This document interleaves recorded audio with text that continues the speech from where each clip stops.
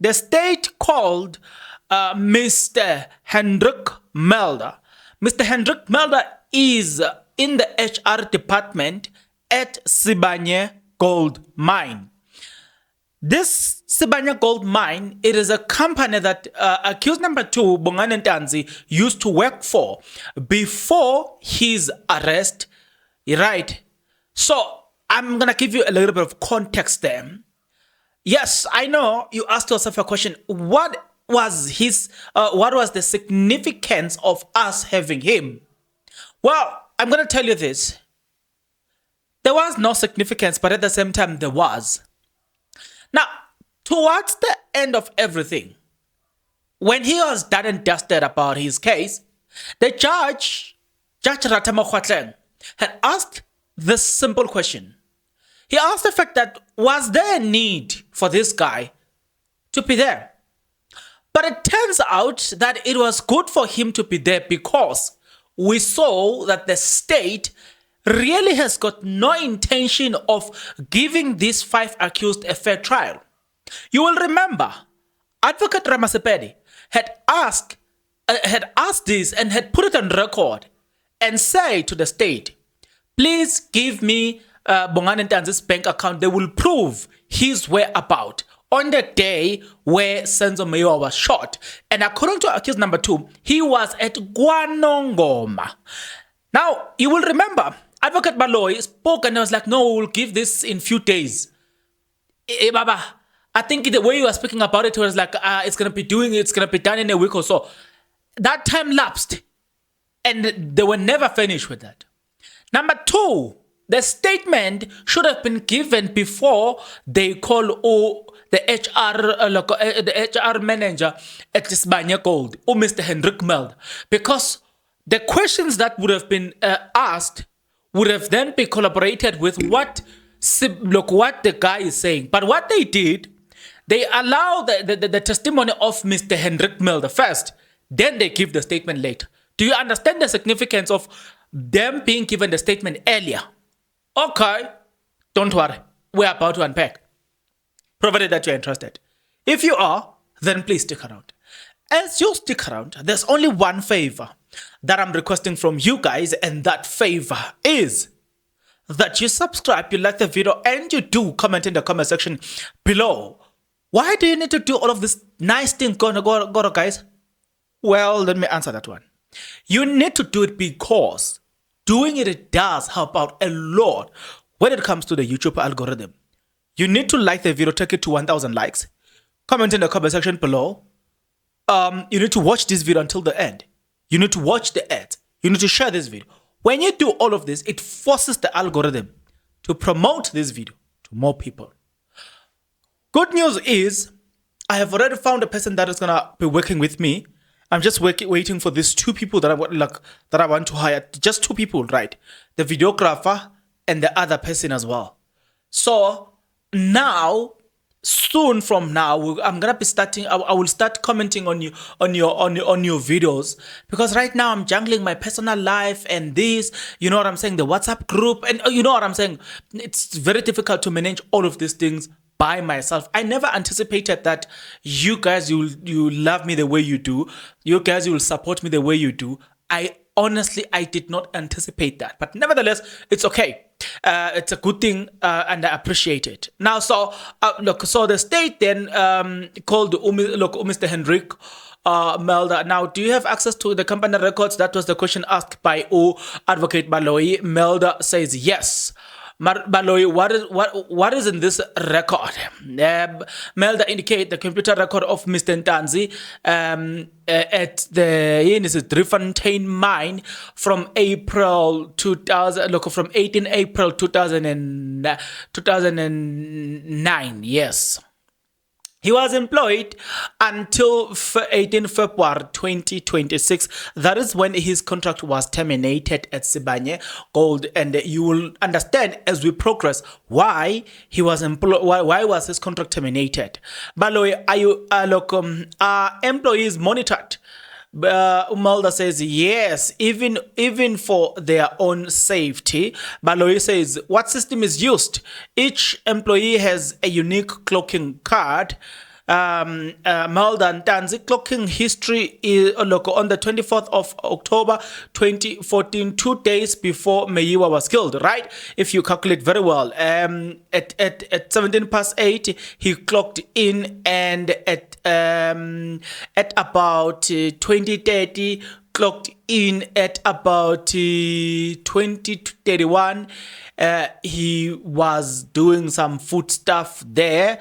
Okay, no problem. Now, Melda says on the 25th of October 2014, Ntanzi entered the premises at about 03:55. That is in the morning, right? Proceeded to the building at 03:56. Then entered the work area at 03:57. Okay.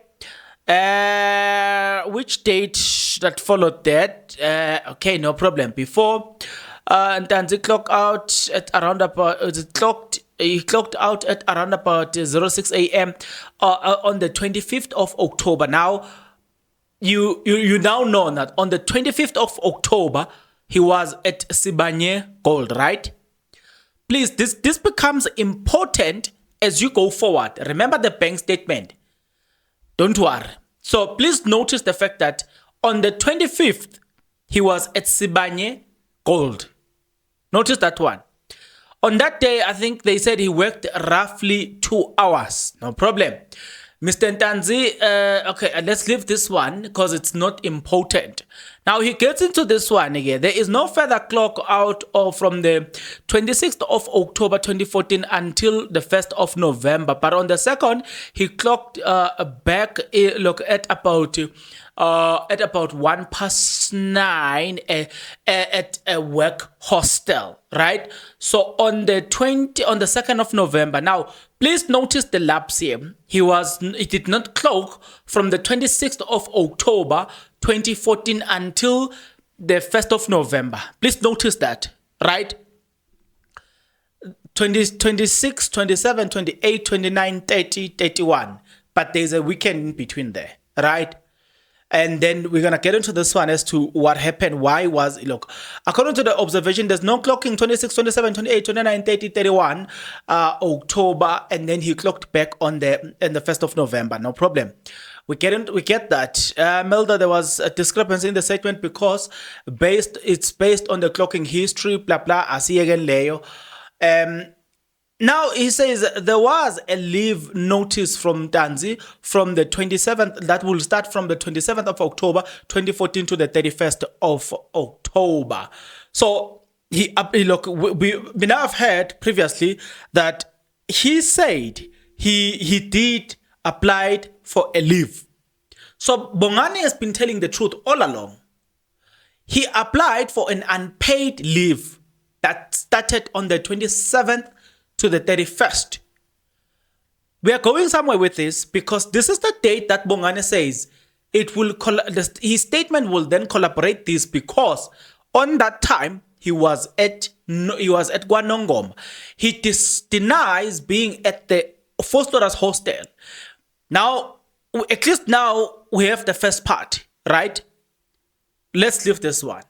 So I think I'm going to leave this one because there's nothing much that actually we can talk about here that is that of significance, so much so that I can waste your data and talk about that. Because the most important thing is that we've covered the basic information that is needed for your comprehension, right? Look, Advocate Ramasipila, that was a mistake on your part that he didn't apply for a leave. Miller says, that's it. It is correct. So that means he did apply for an unpaid leave. So he was on an unpaid leave. So that's what it was clarified. Regarding the absence of the 26th or what we've already highlighted that Ramasepedi did not take much time. There was not much of questions to be asked there. It was just clarity there and there. On that day, the judge then gets in and asks some few questions concerning that to say he was not at work because he was not expected to be at work. Sundays are excluded according to Ntanzi's contract. So remember the dates that I said he was not at work from 27th until 31st. So you don't count the Sunday even then. You know what I'm saying? as part of unpaid leave. Now, the judge then had asked this question. Just when we were done with that, boom, Baloyi then gives the statement, the bank statement that was asked long time ago. Baloyi decides that is going to give the statement. As he was busy reading the statement, blah blah blah, Mnisi interject, and I like Mnisi because Mnisi, he's a guy that is really up to procedure, and it shows that he was a state advocate at some point because he understands how things are to be done. Now, this is the significance of the bank statement. The bank statement corroborates certain information, and the judge, at first he was a bit hesitant, but the judge was like, no, I will be accused of unfair trial. Baloyi says, no, but there's no significance in this, and the judge says, nope. Call the witness. The witness has just left. Baloyi says, bring back the witness. So they are trying to call the witness. They couldn't get the witness, and the judge says, we are not proceeding. Tomorrow you need to bring back the witness. Because if you submit this statement now, they must read everything in the statement and be able to cross-examine this. Now, this is the problem. Okay? If you don't present the statement first, what is it that you are fearing? What is it that you don't want the state? Like, guys, come on. If you've got nothing to lose, why don't you give these other people the documentation? Because by law, before the trial starts, you should have given the defense every information that is needed from them. You should have given them. It's by law, right? I'm not a lawyer, but I know that. It has been even said in court, right? But in this case, the bank statement is given after. The bank statement that is supposed to be used in comparison to the information that is being given by Melda. But what the state does, they allow Melda to give the information and then they give the statement later on. That is the corruption that we are seeing there. And we are consistently seeing the defense being ambushed and being abused. Baloyi, Mnisi object this and say, no, let us be given document first. And then later on, Baloyi says, no, that was Mnisi. Baloyi says, but this is in concerning to accused number 2. These ones are saying, no. He said that these people are charged. He said the charge. I forgot the charge. I will remember it. So then, it says that Nisi says because the doctrine of common, they are charged by common purposes. You know what I'm saying? So because it's common purposes, everybody is affected by everyone's movement here. So the defense needs to make sure that if they are defending in as much as you are not representing accused number 2. But what happens to accused number 2 affects you. Therefore, you need to know what is happening with accused number 2, which was fair. And this is the question that I keep asking people. If the state have a case against these people and it's beyond reasonable doubt, then why do they continuously fail to give this defense necessary information on time? It's not the first time they've done this. It's not the first time the state had to complain. We will see, and Nisi had said it not long ago, that we will see some unnecessary adjournment. And to other people, it is as if, these lawyers must perform magic. No, if you are a lawyer that applies your mind, you must understand that you can't just cross-examine somebody over something that you are given now. You need to read and understand and consult with your client, then cross-examine whosoever is coming up. But now they are being ambushed. They don't want the defense to prepare their questions against whosoever the state is bringing. Hence, they're busy ambushing them. This is the question that I'm going to ask. When the defense were objecting at a certain point, at some point, I think there was a postponement. They raised certain important questions about the credibility of Advocate Baloyi. And the judge asked the question, why will Baloyi compromise his career, a career that he has built so many years? Now, I want to ask you the question. He repeated the very same things that he was rebuked for. The question is, today, don't you see that this guy is deliberately sabotaging the defense?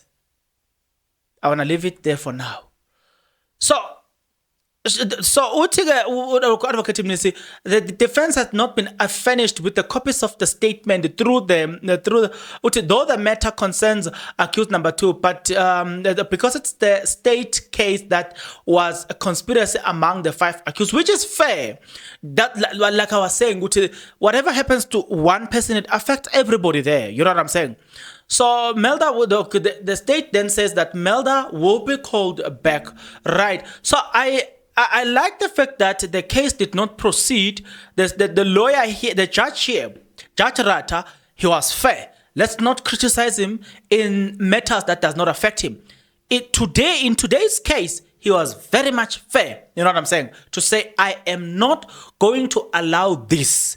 You, Advocate Baloyi, you must make sure that you give the defense every necessary information that is needed by the defense, right?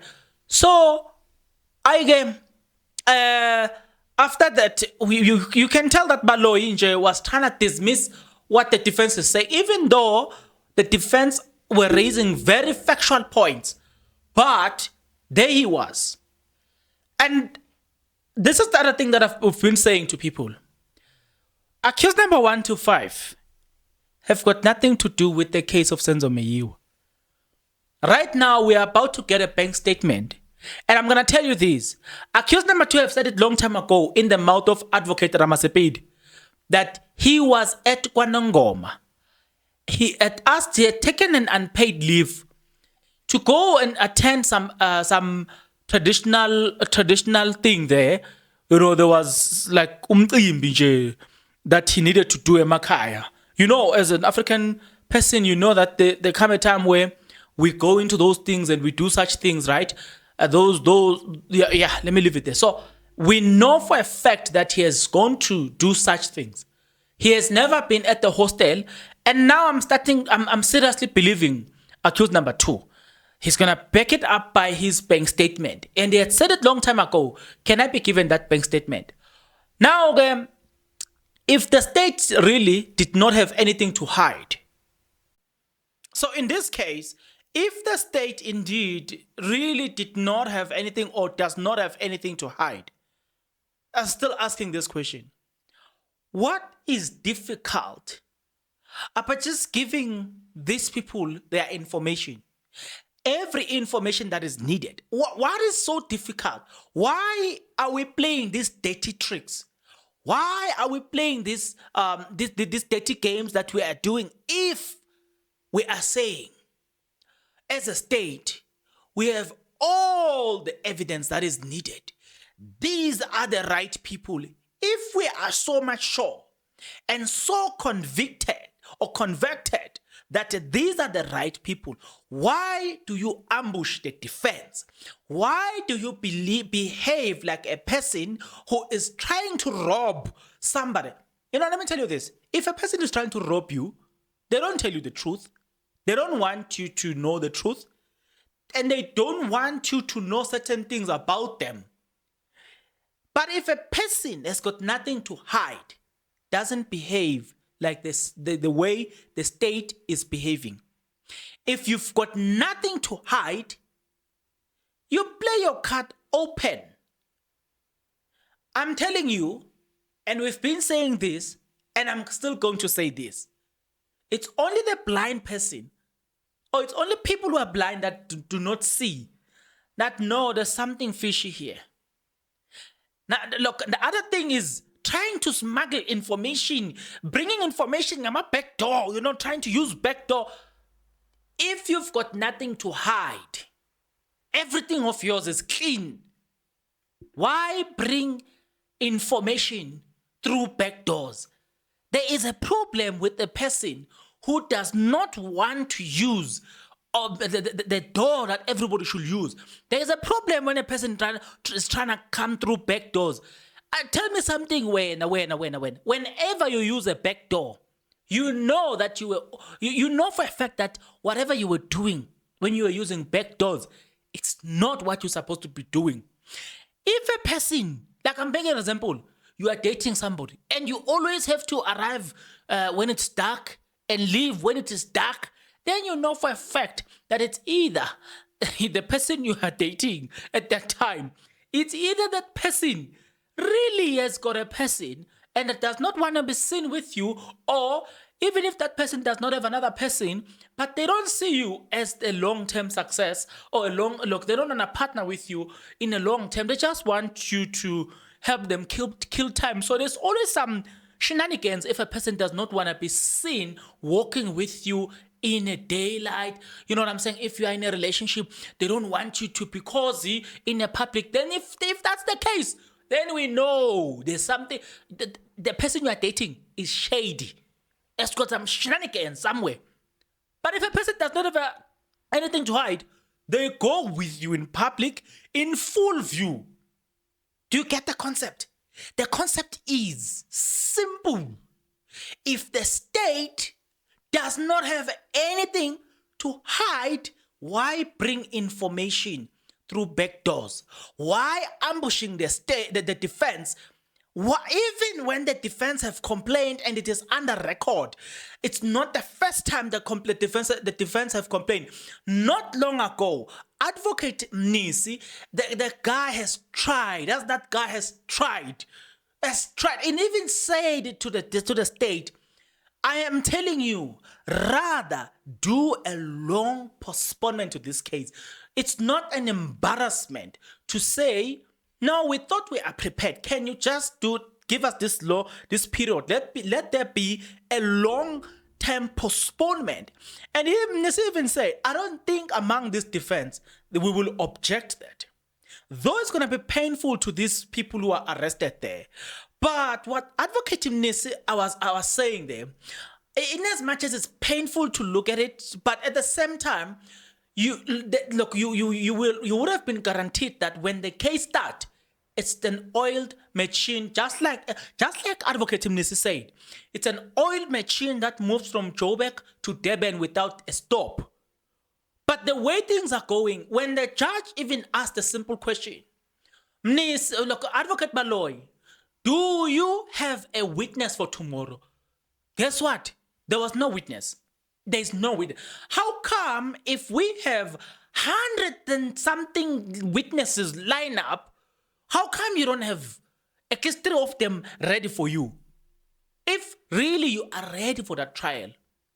Now, there's something that, what the judge said. He said, this information, whatever Mulder was saying today, he was like, this could have been, he could have just sent an affidavit and submitted this evidence and that's it. There was no need for us to waste time on this one.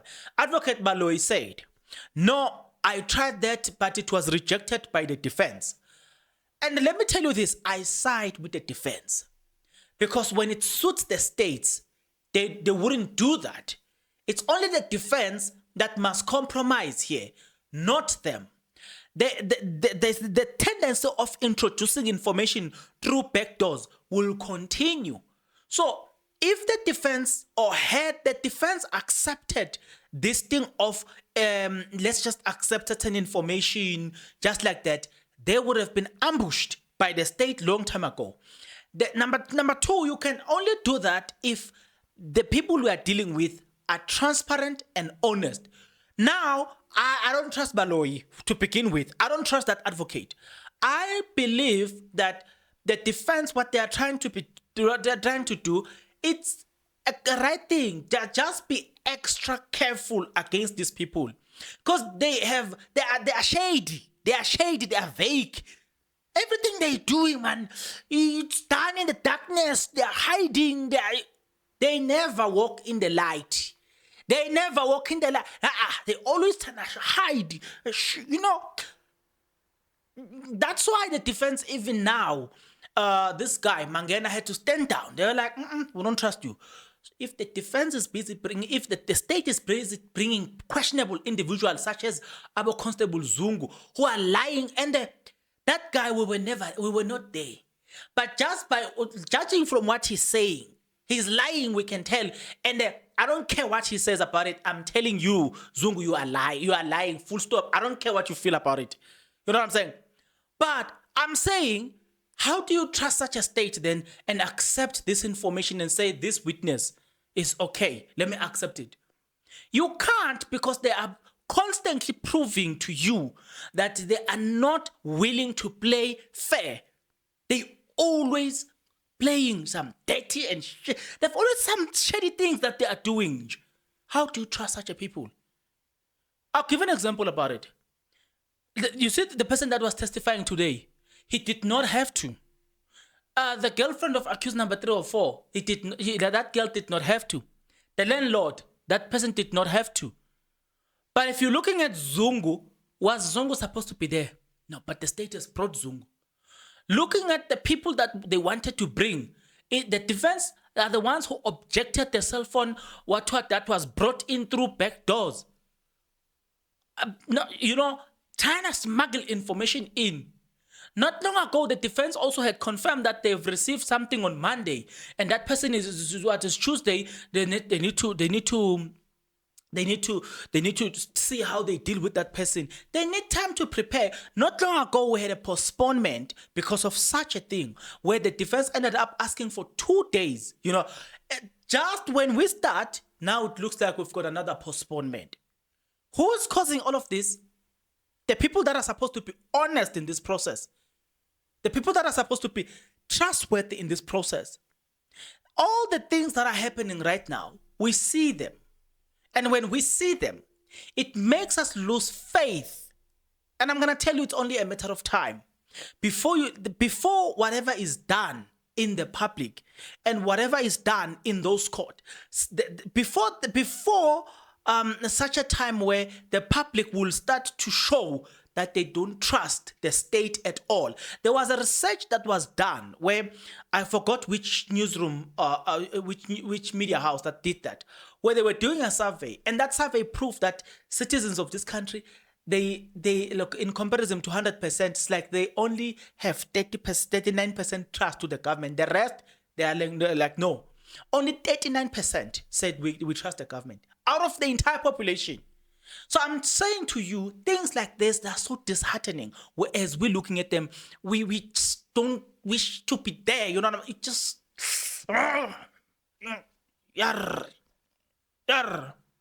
But yeah, what can we say? Because the people that we trust are letting us down.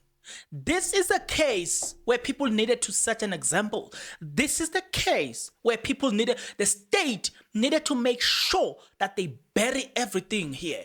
This is this is the case where they needed to inspire confidence to the citizens. This is the case where police needed to redeem their dignity. This is the case where justice system as a whole needed to redeem their dignity. But unfortunately, this is the case that they are messing up the most. And the pain of looking at these people there.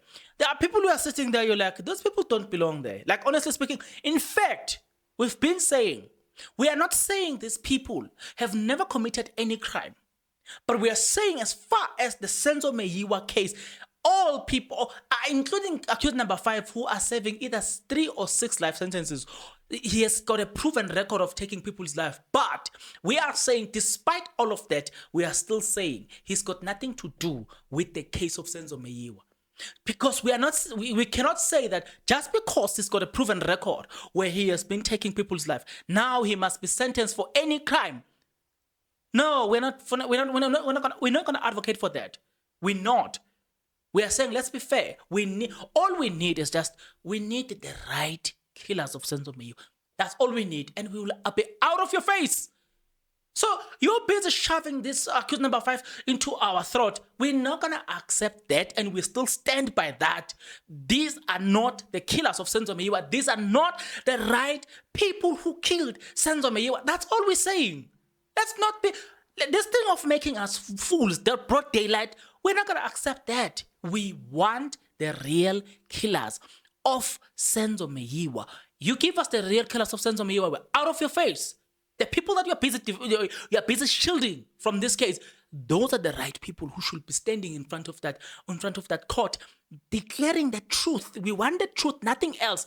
These people, some of them have already sentenced for the crimes they've committed. We don't care about that. Right. Till the next video, good people, please take care.